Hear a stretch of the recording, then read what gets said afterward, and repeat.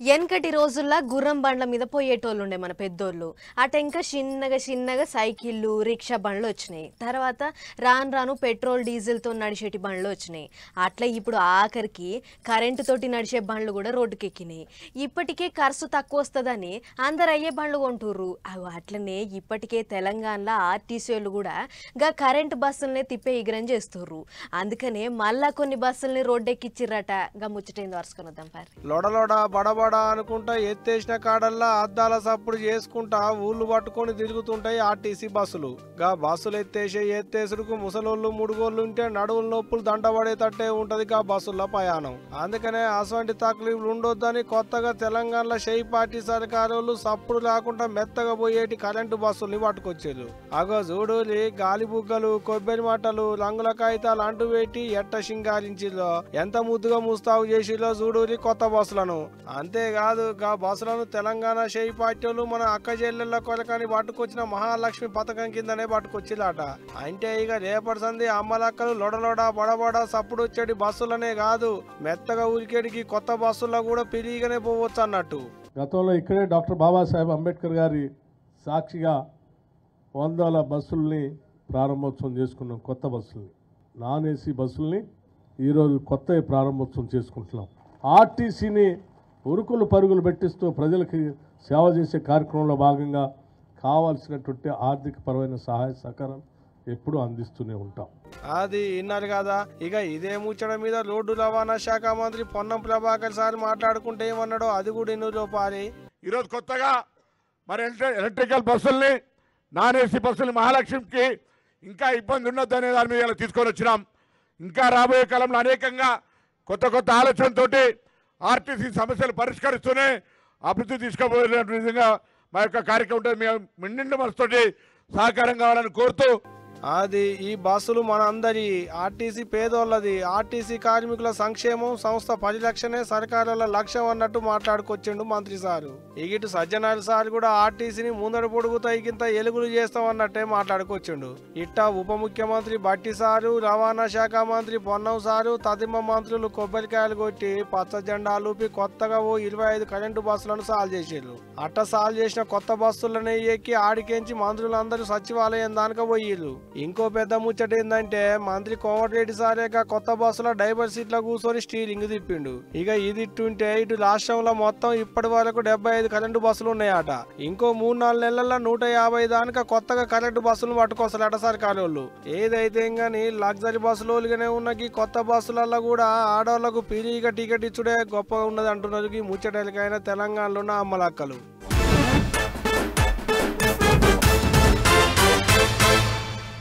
పార్లమెంట్లో ఓట్లు దగ్గర పడుతుంటే లీడర్లు జోరు పెంచిర్రు. మా పతారేందో చూపెట్టుకోవాలని పువ్వు పార్టీలు. తెలంగాణలో సర్కారు వచ్చిన సంబరంలా కేంద్రంలో కూడా 3 రంగుల జెండా ఎగిరేయాలని షై పార్టీలు ఒకరిని బట్టి ఒకళ్ళు జోరు మీటింగ్లు పెడుతుర్రు. అంతటేమో కానీ ఇప్పుడు అందరి కన్ను హైదరాబాద్ పట్నం మీదనే ఉన్నది. అందుకనే 2 పార్టీలు పట్నంలోనే మీటింగ్ పెట్టిర్రు. ఎవరు ఏమేం మాట్లాడినరో ఒకసారి చూద్దాం పారి. పార్లమెంటు ఓట్లు దగ్గర పడుతుంటే దేశ రాజకీయాలన్నీ తెలంగాణ మీదనే కానొస్తున్నాయి. అటు తిరిగి ఇటు తిరిగి అన్ని పార్టీల లీడర్లంతా తెలంగాణలోనే రాజకీయం చేస్తున్నారు. తెలంగాణలోనే మీటింగ్ పెట్టి పబ్లిక్ కు పూసగుచ్చుతున్నారు. అట్టోలోకు షై పార్టీలు, ఇంకోలోకు పువ్వు పార్టీలు ఒకరిని పట్టకొకరు మీటింగ్ల మీద మీటింగులు పెడుతున్నారు. సెంటర్ల చక్రం తిప్పాలని ఇటు పువ్వు పార్టీలు అటు షై పార్టీలు పొట్టు మీటింగులు పెట్టి పబ్లిక్ కు పూసగుచ్చుతున్నారు. सोनिया गांधी का एकमात्र लक्ष्य है राहुल गांधी को प्रधानमंत्री बनाना। केसीआर का लक्ष्य है केटीआर को मुख्यमंत्री बनाना। ममता दीदी का लक्ष्य है भतीजे को मुख्यमंत्री बनाना। शरद पवार का लक्ष्य है सुप्रिया सुळे को मुख्यमंत्री बनाना। ठाकरे जी का लक्ष्य है उद्धव ठाकरे जी का आदित्य ठाकरे को मुख्यमंत्री बनाना। लालू जी का लक्ष्य है अपने बेटे को मुख्यमंत्री बनाना। भाई मुझे बताओ ये बेटे बेटी जमाई दामाद इसमें आपकी जगह है कहीं पर? అది విన్నారు కదా. ఇగో ఇట్ట కొట్టకుండా తిట్టకుండా కొంకులు నరికినట్టే షై పార్టీలకు సవాల్ ఇచ్చిండు అమిత్ షా సారు. ఇక ఇదిట్టుంటే అటు తెలంగాణ సీఎం రేవంత్ రెడ్డి సార్ ఏమంటుండో అది కూడా ఇనులో పారి. తాగుబోతుల సంసారం చేసిండు, ఎక్కడేమున్నదో తెలియదు. సంసారం చిల్లం పొల్లం చేసిండు. ఏడ ఏందుందో తెలియదు. సంసారానికి వచ్చేటప్పటికే ఆగం ఉన్నది. ఇప్పట్లో ఏమి చేయలేననుకున్నా, కానీ అన్ని చక్కదిద్ది చిక్కుముళ్ళిప్పి ఒకటి తర్వాత ఒకటి పరిష్కరించుకుంటూ ఇవాళ 4.5 లక్షల ఇండ్లు 22,500 కోట్లతోటి ఇవాళ ఒక గొప్ప కార్యక్రమాన్ని తీసుకొని పేదవాళ్లకు ఇండ్లు ఇవ్వాలన్న పథకం తీసుకున్నాం.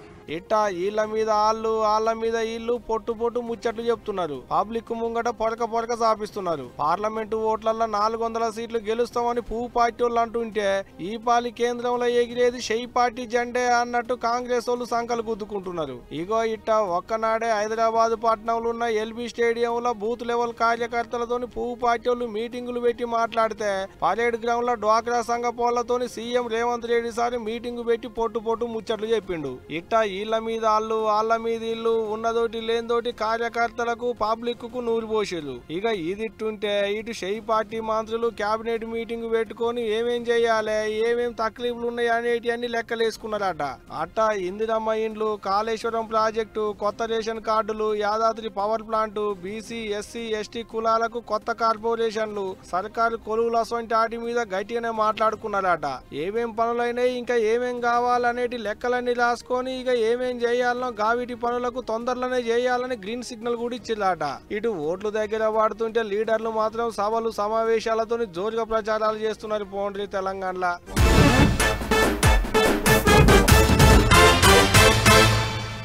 రన్రీ కదిలి రన్రీ అనుకుంటా చంద్రాల్ సారు, పొత్తుల కూటమి పతారాలకు వచ్చేందుకు టికెట్లు త్యాగం చేస్తున్నా అని అనుకుంటా పవనాల్ సారు, శంఖరావం అనుకుంటా లోకేశం బాబు, ఇట్లా ముగ్గురు 3 రోకుల తిరుక్కుంటా మీటింగ్లు పెడుతుంటే ఇటు పంక పార్టీ వాళ్ళు సింహం సింగిల్గా వస్తుంది అన్నట్టే పొట్టు మీటింగ్లు పెడుతుర్రు.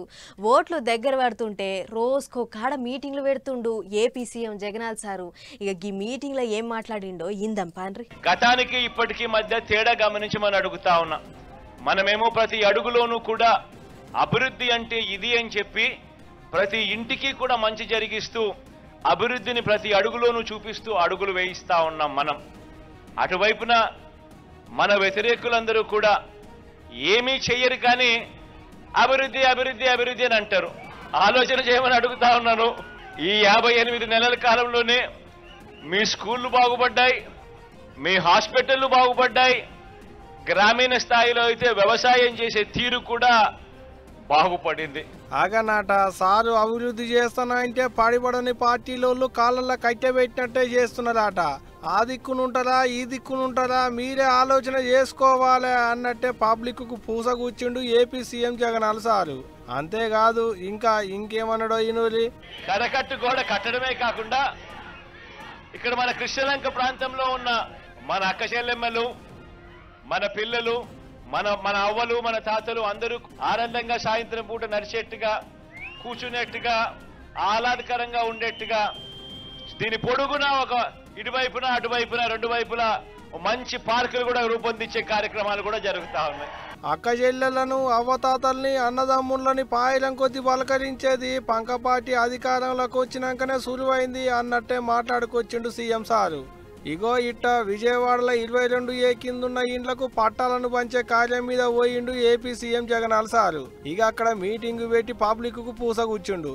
అంతేకాదు ఏం తక్కువ 31,000 కంటే మీదనే పబ్లిక్ కు పట్టాలు పంచిండట. ఇక ఇదిట్టుంటే ఇటు 73 రోజుల్లో మల్లోపాలి పంక పార్టీ అధికారంలోకి వస్తుంది, మళ్ళా ఏపీలో ఎగిరేది పంక పార్టీ జెండే అన్నట్టు జగన్ అని నేను అనుకుంటా ఇగో ఇట్ట స్టాప్ వాచ్ని కూడా తయారు చేసి సాల్వ్ చేసిండు జగనాల్ సారు. మంగళవారం సంధి మళ్ళా ఓట్ల వరకు ఎన్ని రోజులు ఉన్నాయో అవన్నీ అందులో సెట్టింగ్ చేసిలాట. నిండు చంద్రుడు ఒక రోకు, సుక్కలన్నీ ఇంకో రోకు అన్నట్టు అన్ని పార్టీలు ఒక రోకుంటే జగనాల్ సార్ ఒక్కడే ఇంకో రోకుండి పోరాటం చేస్తున్నాడు ఇప్పుడు. మరి చూడాలే ఓట్ల నాడికి ఎట్టుంటది ఏంది అనేది. కానీ ఏపీలో ప్రచారాలు మాత్రం మా జోరుగా నడుస్తున్నాయి పోండ్రి.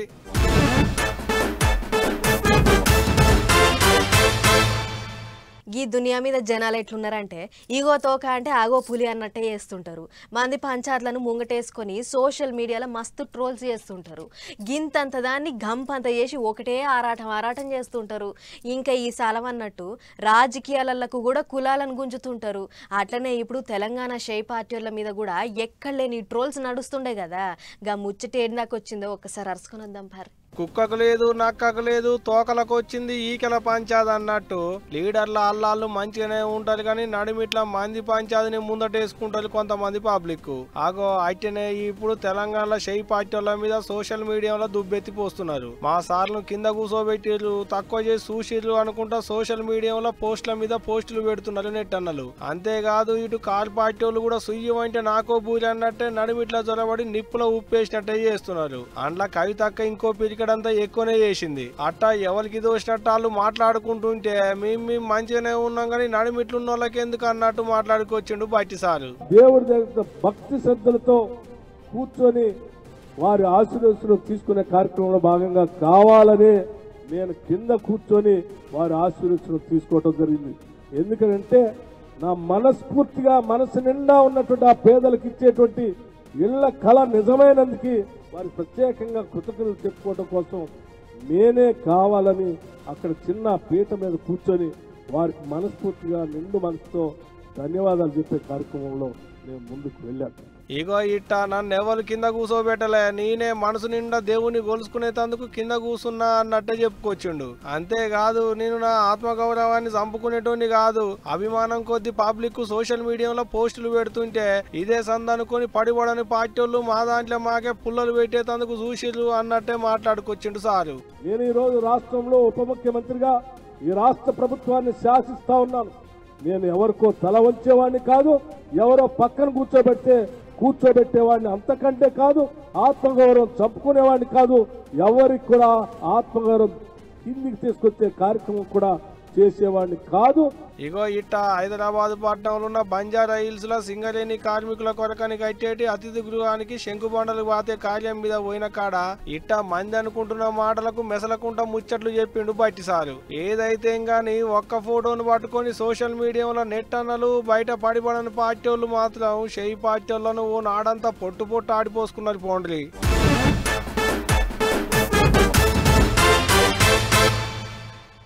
తెలంగాణలో కార్ పార్టీ వాళ్ళు ఓడిపోయి షే పార్టీ వాళ్ళు ఎలుగులేనాక కేసీఆర్ సార్ జర్రంతా నిమ్మలంగానే ఉన్నాడు.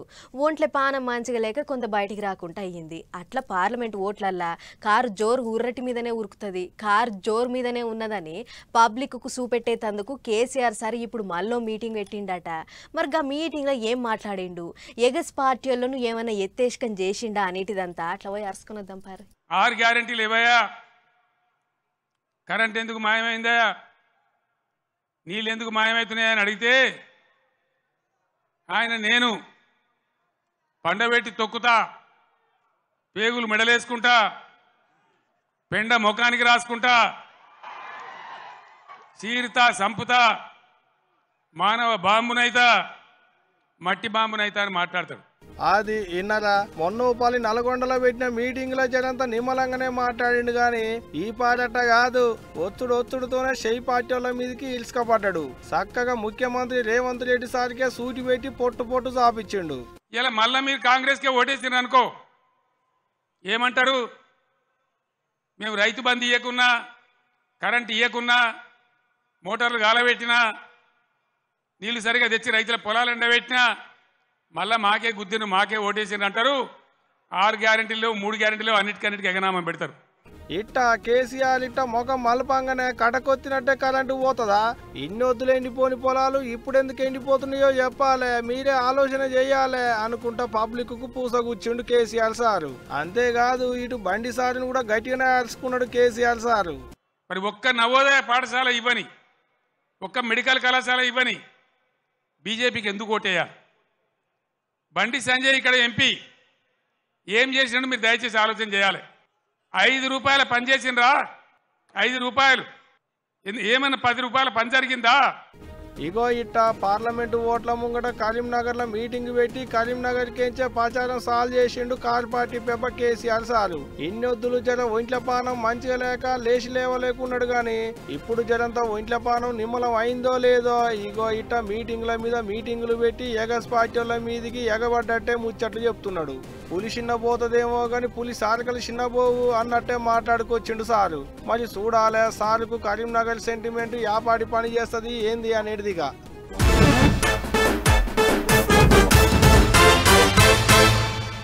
మా అన్న పోలీస్ కొలువు చేస్తాడు. దినం పోయినట్టే కొలువుకు పోయిన ఆయనే పొద్దుముకి ఇంటికి వస్తుంటే తొవ్వల ఇద్దరు ముక్కు మోకం తెలవని వాళ్ళు అడ్డదగిలిర్రట. హే బండాపు, మేము ఇక్కడ పెట్రోలింగ్ చేస్తున్న పోలీసులం, కాగితాలు దిగి అని గద్దిచ్చిర్రట. అరే ఇక్కడ నాకు తెలియని పోలీసు వాళ్ళు అని బండి దిగి మీ ఐడి కార్డు ఎట్లా చూపెట్టుర్రి అని గద్దిచ్చిండట. ఇంకేమున్నది, బండి సాల్ చేసుకుని తుర్రుమన్నారట. అప్పుడు కానీ అర్థం కాలేదు మా అన్నకు వాళ్ళు దొంగ పోలీసు వాళ్ళని. దొంగ పోలీసు వాళ్ళు అంటే యాదకొచ్చింది. గీ వార్త చూడుర్రో సరే. తాళాలేసున్న ఇండ్లల్లో పడి ఉన్న కాడికి ఊడ్చుకుపోయేటి రోజులు పోయినాయి. ఇప్పుడు మారుతున్న కాలంతో దొంగలు కూడా మా రూటే సపరేటు అన్నట్టు వాళ్ళ రూట్ మారుస్తున్నారు. అట్లా రూట్ మార్చిన అప్డేట్ దొంగలే ఇప్పుడు నిజామాబాద్ జిల్లా పబ్లిక్ ని నిద్ర పోకుండా చేస్తుర్రు. అసలు ముచ్చట ఏందయ్యా అనంటే నవీన్పేట అనేటి ఊళ్ళో ఓ ఇద్దరు బద్మాష్ గాళ్ళు పోలీసోళ్ళ ఏషం వేసుకుని వచ్చిపోయేటి పబ్లిక్ బండ్లాపి బెదిరిస్తున్నారట. దొరికిన కాడికి తీసుకొని మూలగట్టుకుంటుర్రట. అట్లనే మేము పెట్రోలింగ్ చేస్తానికి వచ్చిన పోలీసులమని ఓ పెద్ద మనిషికి పట్ట పగటిలే టోపీ పెట్టిర్రు. నరసింహచారి అనే గీ పెద్ద మనిషి అదేదో పనుందని బండి మీద పోతుంటే నడుమ అట్కా ఇచ్చిర్రట. అచ్చం నిజం పోలీసోళ్ళ లెక్కనే బండి కాగితాలు ఇయ్యి, లైసెన్స్ దియ్యి, నువ్వు ఏం దందా చేస్తున్నావో చూపెట్టు అని గద్దిచ్చిర్రట. పెద్ద ఆయనకి ఏమెరక పాపం వాళ్ళు దొంగ పోలీసోళ్ళని నిజం పోలీసోళ్ళే అని అనుకుని నాకు లైసెన్స్ లేదు అని బితరపోయిండట. అటెంక సంచిలున్న 3 తులాల బంగారాన్ని బయటికి తీసి చూపెట్టిండట. మరి గా బంగారాన్ని చూడంగానే పానం గుంజినట్లయినట్టున్నది. ఆయనత గా బంగారం ఏడు నుంచి తెస్తున్నావు ఏంది అని బెదిరిచ్చిర్రట. అటెంక గా బంగారాన్ని మా పెద్ద సార్కు చూపెడతామని పట్టుకుపోయి అసలుది దగ్గర పెట్టుకుని నకిలీ బంగారాన్ని చేతిలో పెట్టి అవతల పడ్డారట. ఈగేముంది, చూస్తే పోలీసులు లేరు, ఎవ్వరు లేరు. ఓ నీ అన్యాయంగా నా సొమ్ము ఎత్తుకపోతురు కదరా అని లబలబా మొత్తుకుంటా పోయి అసలు పోలీసు వాళ్ళకు ఫిర్యాదు అయిందట. అంతేనా అనే కాక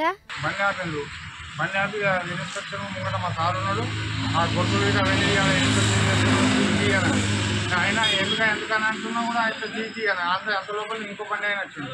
ఆయన మెదడుకెళ్ళి కొడుకు తీసుకెళ్ళింది అని ఇట్లనే కాయదాన్ని కట్టి అది బండి పెట్టింది. నావి అన్ని కట్టి బండి పెట్టింది. గదన్నట్లు ముచ్చట. మరి మునగాళ్ళు మేం దొరకమని అనుకున్నారో ఏమో గాని పోత పోత బుడ్డ కెమెరాలలో సిక్కిర్రు. ఇక మరి గా లెవెల్లో ఎక్కడోళ్ళో అనేటిది ఇక అసలు పోలీసు వాళ్ళే దొరకబట్టి చెప్పాలి. ఆయన కాక చూస్తుంటే జర్రంత పెద్ద మనిషి లెక్కనే ఉన్నావు కాదనే, నీకన్నా సోయి ఉండొద్దానే? పోలీసు వాళ్ళ లెవెల్లన్న మెడలున్న గొలుసులు దిగి చేతులున్న ఉంగరాలు దిగి అని అడుగుతారా? సరే అట్లా అడిగినా నువ్వెట్లా తీసిస్తావే కాక అని అంటుర్రట అక్కడి పబ్లిక్. చూడాలి మరి గాళ్ళని ఎప్పుడు పట్టుకుంటారో ఎక్కడ పట్టుకుంటారో అనేటిదిగా.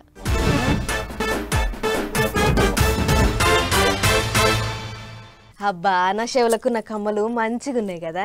చీరకు తగ్గట్టు కమ్మలు కొనుక్కొని పెట్టుకుంటే మస్తు అందంగా కనబడతా కదా. ఓ ఓ ఓ ఏమైంది ఈ పిల్లకు వార్తలు చెప్పకుండా సోకులు పడుతుంది అని అనుకుంటుర్రా? సోకులు కాదు, చెవుల కమ్మల వార్త పట్టుకొచ్చినాయి ఇవాళ. చెవుల కమ్మలు అనగానే తక్కువ చేసి చూడకుర్రి, మస్తు గమ్మత్తుంటది ఈ వార్త చూడుర్రి. అదేంది పొరగాన్లు కాలేజీలకు పోయి ఊకే చదువుకోకుండా తాతిపరంగా కమ్మలు బుట్టలు పెట్టుకుంటుర్రు, వీళ్ళకేమొచ్చింది అని అనుకుంటుర్రా? ఇగో ఇప్పటిదాకా చెప్పింది గివీటి గురించే. అవు గివి అసొంటి ఇసొంటి కమ్మలు కావు. తోవెంట పోతుంటే షిడాయించే బద్మాష్ గాళ్లకు గుబులు ఉట్టిచ్చేటి కమ్మలు. హగ్గ కమ్మలు ఎట్లా బూగులు పుట్టిస్తాయి అని అంటారా? హావు ఆడోళ్లను షిడాయించేటి షిడగత్తోళ్లకు బూగులు పట్టిస్తాయి. ఉత్తరప్రదేశ్ రాష్ట్రం గోరఖ్పూర్ అనే పట్టణంలో ఐటీఎం ఇంజనీరింగ్ కాలేజీలో చదివే పొల్లగాళ్లు ఓ గుంపు లెక్క తయారయ్యి ఆడోళ్లకు రక్షణ కల్పించే ఈ బ్లూటూత్ జుంకాలు తయారు చేసిర్రట.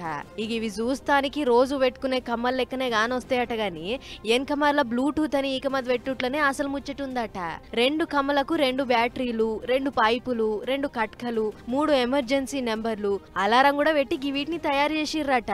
ఇక ఇవి ఫోన్ కు కనెక్ట్ చేసుకునే సౌలతి కూడా ఉందట. ఇక అట్లా తొవ్వెంట పోతుంటే ఎవడన్నా చిడాయించినట్టయితే ఒక్క కట్కొత్తితే చాలు ఎక్కడున్నది ఎవరు చిడాయించేది అంత లొకేషన్ చక్కగా పోలీసు వాళ్ళకు పోతుందట. అంతేకాదు ఇంకో కట్కొత్తితే మిరాల పొడి, కారం పొడి కళ్ళలో గుప్పినట్లే అవుతుందట. అట్లా ఆడోళ్ళు ఆళ్ళ కాళ్ళే అడ్డమైన ఆకతాయిలకెంచి బయట పడవచ్చు అన్నట్టు. అసొంటాటి ఎంత ఖరీదుంటాయో అని అనుకునేరు. 35 గ్రాములతోని తయారు చేసిన గీ కమ్మలకు 1650 రూపాయలే అవుతుందట. అంతేకాదు ఓ బ్లూటూత్ తుపాకీ కూడా తయారు చేసిర్రట. ఈ తుపాకీని ఫోన్ల కనెక్ట్ చేయాలట. అట్లా ఎవడన్నా అడ్డం తిరిగినప్పుడు కట్కొత్తితే వానికి కరెంటు తగిలినట్లయ్యి ఆడిదాన్నే కింద కూలబడతాడట. మంచిగున్నది కదా గీ ఉపాయం. ఆడోళ్లకు ఆసరయ్యేతందుకు చెవులకు పెట్టుకునేటి కమ్మలను తయారు చేసిర్రంటే గీ ఇంజనీరింగ్ కాలేజీలో చదువుకునేటి పొల్లగాండ్లను ఎంత తారీఫ్ చేసినా తక్కువే కదా అనుల్లా, ఏమంటారు?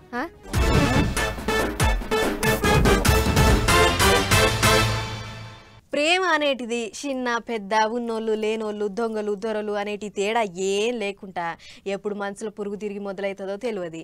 అట్లా ఎన్నో తీరు ప్రేమ ముచ్చట్లు చూసినాం. కానీ ఎప్పుడు ఎక్కడ దొంగతనం చేయాలి, ఎప్పుడు ఎవరిని కిడ్నాప్ చేయాలి అని అనుకునేటి రౌడీల మనసులో కూడా ప్రేమ పావురం కూతబెట్టింది. ఎవళ్ళు ఏంది గల ప్రేమ ముచ్చట, గల లవ్ ముచ్చట ఏం దాకొచ్చింది అనేటిదంతా ఒకసారి చూద్దాం.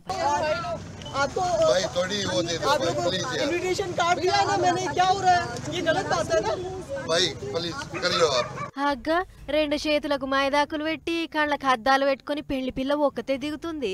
ఇంతకు పెళ్లి పిల్లగాడు ఎడవైండో అని అనుకుంటుర్రా? పిల్లగాడు తీహార్ జైల్లో ఉన్నాడు. అందుకే పిల్ల జైల్లోనే పెళ్లి చేసుకుంటానికి ఇట్లా జైలు కాడికి వచ్చింది. అయ్యో, జైల్లో ఉన్నోన్ని పెళ్లి చేసుకుంటున్న గీ అక్క మనసు ఎంత గొప్పదో కదా అని అప్పుడే అనుకోకుర్రి. ఎందుకంటే గీమె కూడా ఆసొంటి బాపతే. ఏం అర్థమైతలేదు కదా, మేము చెప్తాం బట్టుర్రి. హర్యానా రాష్ట్రంలో ఉండే సందీప్, రాజస్థాన్ రాష్ట్రంలో ఉండే అనురాధ చౌదరి అనే ఈ ఇద్దరు రౌడీలు దొంగతనాలు హత్యలు చేసుకుంటా జైలుకు పోయిర్రట. అక్కడ ఇద్దరు ఒకరినొకళ్ళు ఎదురుపడి నువ్వంటే నాకు ఇష్టము, తుపాకైనా వదిలేస్తా గాని నిన్ను మాత్రం వదులుకోను అని అనుకుర్రట. అట్లా ఇద్దరు నడుమ ప్రేమ పుట్టిందట. ఇక పాయే అది అట్లుండగానే 4 ఏళ్ల పొద్దు గిర్రున్న తిరిగింది. ఇక ఇట్లనే ఎన్నొద్దులు ఉందాం, పెళ్లి వేసుకుందాం అని అనుకుర్రట. అట్లా ఇక లగ్గం పెట్టుకున్నారట. ఇక పెళ్లి పిల్లగాని మీద ఇప్పటికే శీతం కేసులు ఉన్నాయట. అటు పెళ్లి పిల్ల కూడా గీ మధ్యనే బెయిల్ మీద విడుదలయ్యి బయటికి వచ్చిందట. ఇక మేము లవ్లో ఉన్నాం, పెళ్లి చేసుకుంటాం సార్, జర పర్మిషన్ ఇయ్యుర్రి అని పెద్ద కోర్టుకు పోతే సరే చేసుకోపోర్రి అని 6 గంటల టైం ఇచ్చిర్రట. ఇక అట్లా ఢిల్లీలున్న ఓ హోటల్లో గీ పెళ్లి కార్యం పెట్టుకుర్రు. ఇద్దరు రౌడీల పెళ్లికి ఇట్లా VIP పెళ్లిల వల్ల అటు పోలీసులు ఇటు సెంటర్ సర్కార్ బలగాలు దిగిర్రు. సీసీ కెమెరాలు పెట్టి బయటోళ్లను ఎవ్వలని కూడా లోపలికి రానియకుండా గట్టి బందోబస్తు పెట్టిర్రట. వచ్చిన చుట్టాల కంటే ఎక్కువ పోలీసులే అవపడుతున్నారంటే వీళ్ళు ఎంత పెద్ద తీస్మార్కాన్లో చూడుర్రి. ఇక పెళ్ళైతుందని మీడియా వాళ్ళు పోతే మీకేం పని, మమ్మల్ని నెమ్మలంగా పెళ్లి కూడా చేసుకొనియరా అన్నదట గ్యాంగ్స్టర్ అక్క. ఏదేమన్నా గాని ఇద్దరు రౌడీలు జైల్లో ప్రేమల వాడు పోలీసులను ఒప్పించి వాళ్ళ నడుమనే పెళ్లి చేసుకున్నాడు అంటే గమ్మత్తుగానే ఉన్నది కదా.